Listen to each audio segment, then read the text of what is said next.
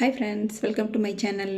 இந்த வீடியோவில் நம்ம என்ன பார்க்க போகிறோம் அப்படின்னா, 6ஆம் வகுப்பு தமிழ் புக்கில் இருக்க இயல் 4 பற்றி தான் பார்க்க போகிறோம். கண்ணெனத் தகும் மூதுரை. மூதுரை நூலை எழுதியவர் ஔவையார். மனிதனை உயர்த்துவது கல்வி, செல்வமாக கருதத்தக்கது கல்வி. பிறருக்கு தந்தாலும் குறையாமல் வளர்வது கல்வி. பிறரால் கைப்பற்றவோ அழிக்கவோ முடியாதது கல்வி. கற்றோருக்கு சென்ற இடமெல்லாம் சிறப்பு என்று பாடியவர் ஔவையார். அரசனுக்கு சிறப்பு தன் நாட்டில் மட்டுமே.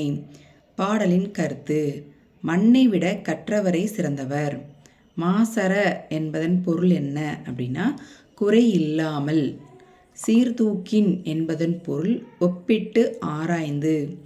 ஔவையார் இயற்றிய நூல்கள்: ஆத்திச்சூடி, கொன்றை வேந்தன், நல்வழி. மூதுரை என்னும் சொல்லுக்கு மூத்தோர் கூறும் அறிவுரை என்பது பொருள். இந்நூல் மூதுரை என பெயர் பெற காரணம் சிறந்த அறிவுரைகளை கூறுவதால். மூதுரையில் 31 பாடல்கள் உள்ளன. துன்பம் வெல்லும் கல்வி. துன்பம் வெல்லும் கல்வி பாடலை எழுதியவர் பட்டுக்கோட்டை கல்யாண சுந்தரம். கல்வியின் அழகே அழகு என்பர் பெரியோர். கல்வியின் அழகை பெறுவதற்கான வழி கற்றபடி நிற்றல். பண்பாடு இல்லாவிட்டால் கல்வி பயனற்று போகும்.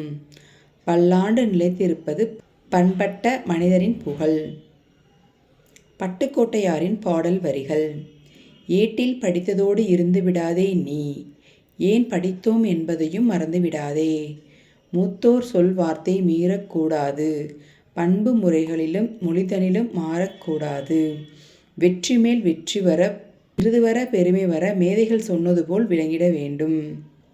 சொல்லும் பொருளும்: தூற்றும்படி, இகழும்படி, மாற்றார், மற்றவர், மூத்தோர், பெரியோர், நெறி, வழி, வற்றாமல், அழியாமல். பண்பு நெறி மாறாமல் இருக்க வேண்டியது பழகும் முறையிலும் பேசும் முறையிலும்.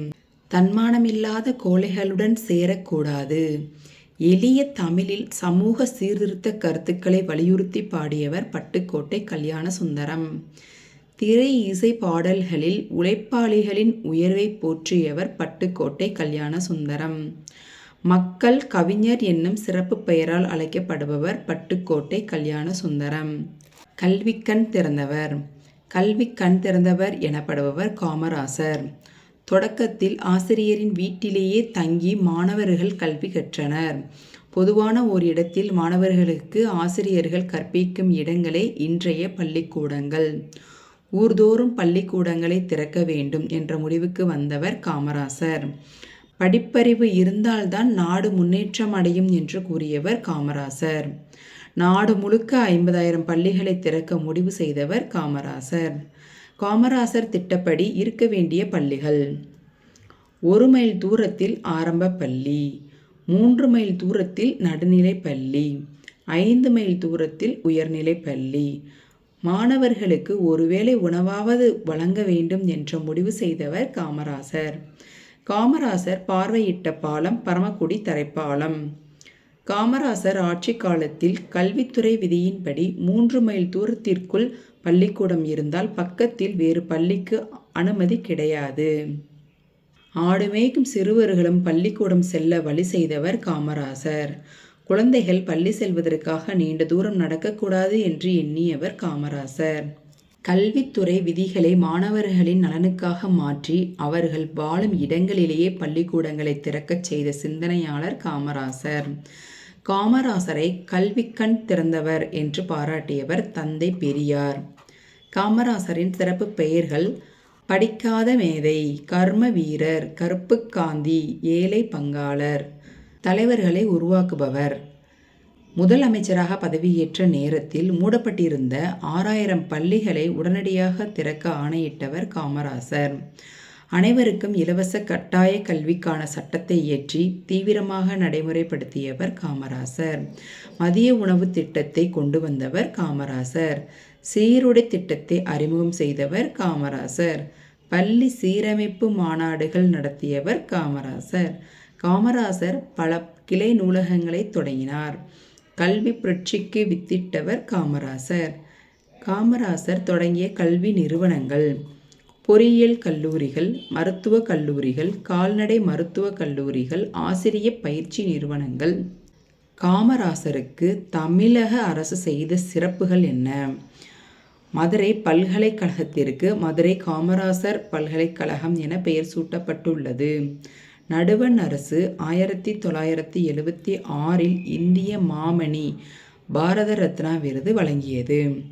காமராசர் வாழ்ந்த சென்னை இல்லம் மற்றும் விருதுநகர் இல்லம் ஆகியன அரசுடைமை ஆக்கப்பட்டு நினைவு இல்லங்களாக மாற்றப்பட்டன. சென்னை மெரினாவில் சிலை நிறுவப்பட்டுள்ளது.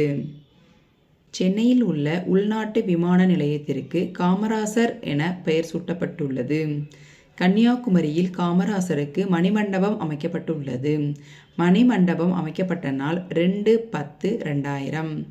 நூலகம் நோக்கி உலக அறிவை பெறுவதற்கு வழி பல்வேறு துறை சார்ந்த நூல்களை தேடி படித்தல். நூலகத்தின் வகைகள்: மாவட்ட நூலகம், கிளை நூலகம், ஊர்ப்புற நூலகம், பகுதி நேர நூலகம், தனியார் நூலகம்.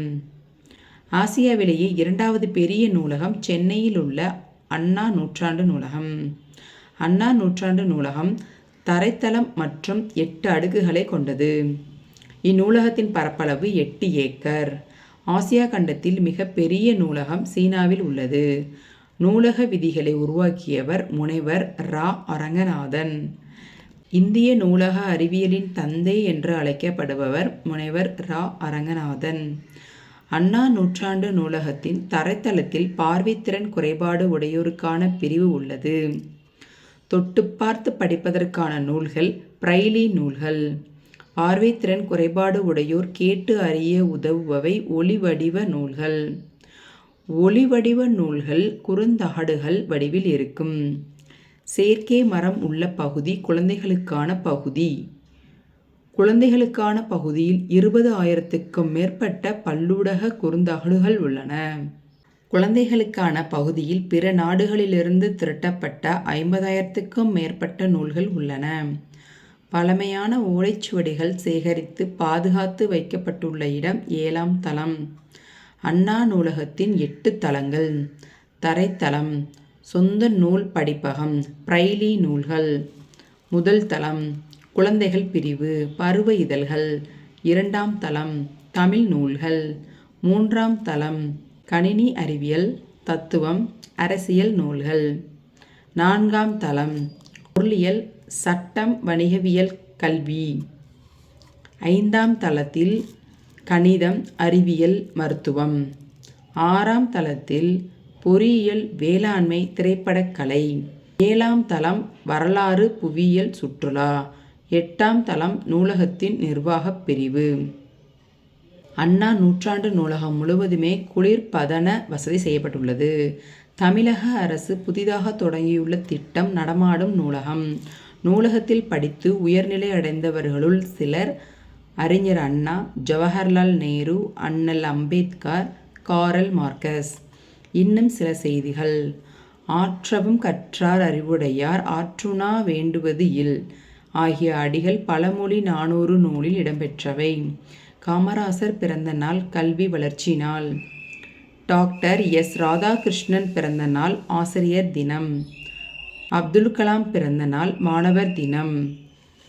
விவேகானந்தர் பிறந்த நாள் தேசிய இளைஞர் தினம். ஜவஹர்லால் நேரு பிறந்த நாள் குழந்தைகள் தினம். ஓகே ஃப்ரெண்ட்ஸ், இயல் 4 அப்படிங்கிறது இதோட முடிஞ்சு. இனி நம்ம அடுத்து பார்க்கக்கூடியது இயல் 5. இந்த வீடியோ உங்களுக்கு யூஸ்ஃபுல்லாக இருந்துச்சுன்னா லைக் பண்ணிடுங்க, ஷேர் பண்ணிடுங்க, மறக்காமல் சப்ஸ்கிரைப் பண்ணிடுங்க. தேங்க்யூ ஃபார் வாட்சிங்.